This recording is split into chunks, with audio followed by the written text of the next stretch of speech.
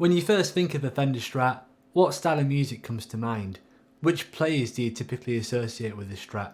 Hendrix, Gilmour, Knofler, they're all great, but in this video I'd like to show you some lesser known players that have used the Strat for recording jazz on before, and I'm also going to share with you a few tips on how you can go about changing how you might play and use one of these things to get more of a warm swing jazz tone from it. So let's get started.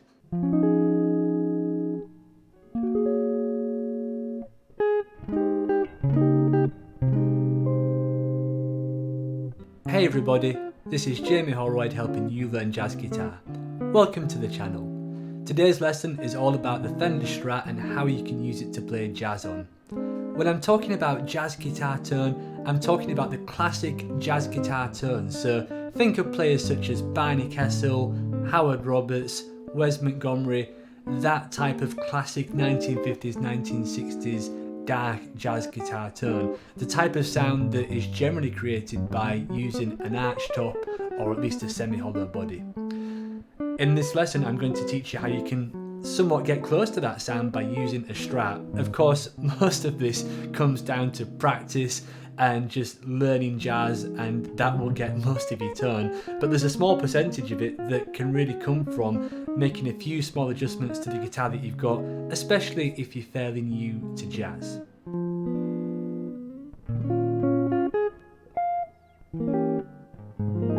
Just before we get started, I think it's important to note that there are modern players that use the traditional Strat sounds really well in jazz.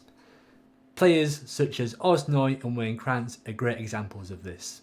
The first jazz guitar player that used a Strat that I'd like to share with you is Quinton Warren. Let's check out his jazz tones with this clip of him playing with Jimmy Smith.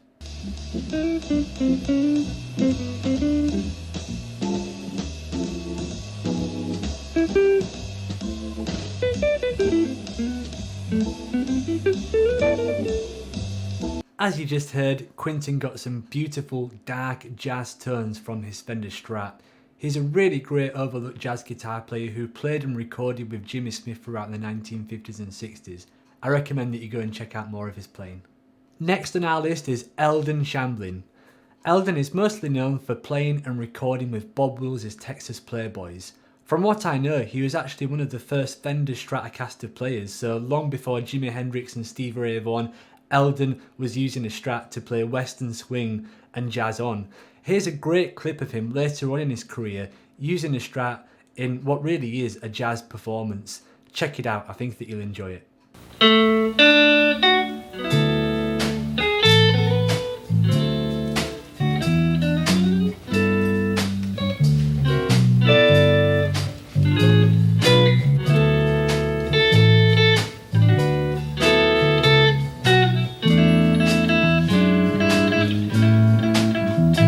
The next player on our list is an English jazz guitar player called Dave Cliff. Dave actually uses a cheap Squire Bullet Strat with a humbucker in the neck position. Check out this clip.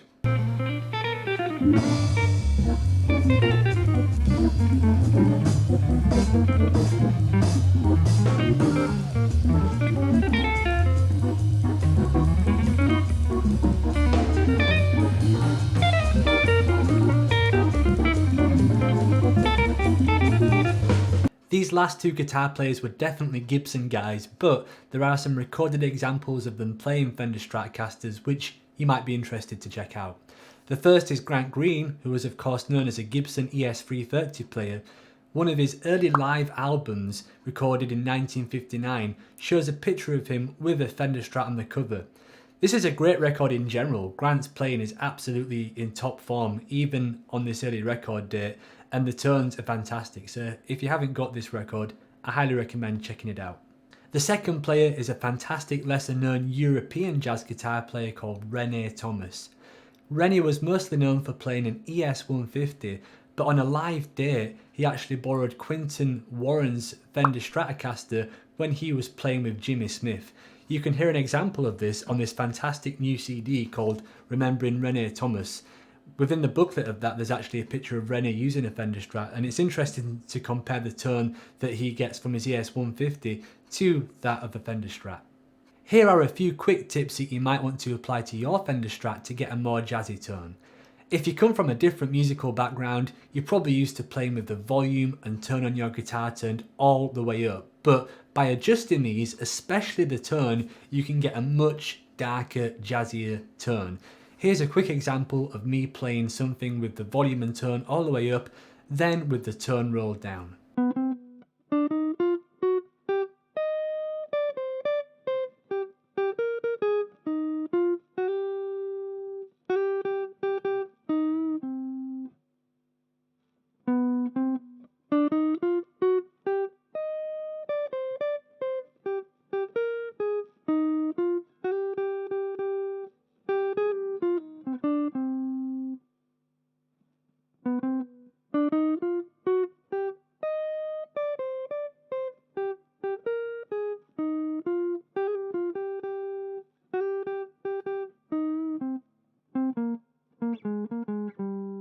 The second thing you can do is adjust whereabouts you pick on the guitar.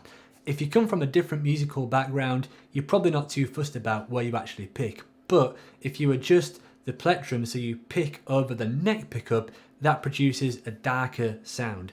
Here's a quick example of this.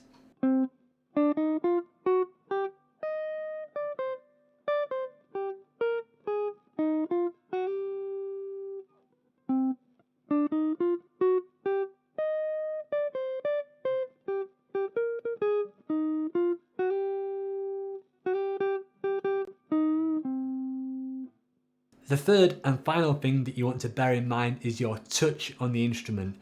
If you pluck loud and heavy, then that's going to make the notes short and unsustained.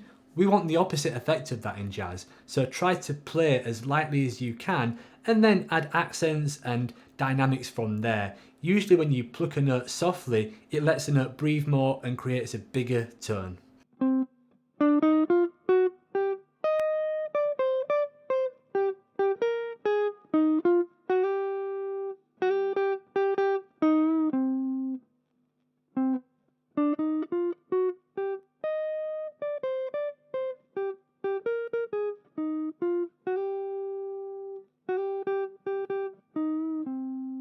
What guitar do you like to play on? Do you prefer using arch tops, solid bodies, semi-hollow bodies?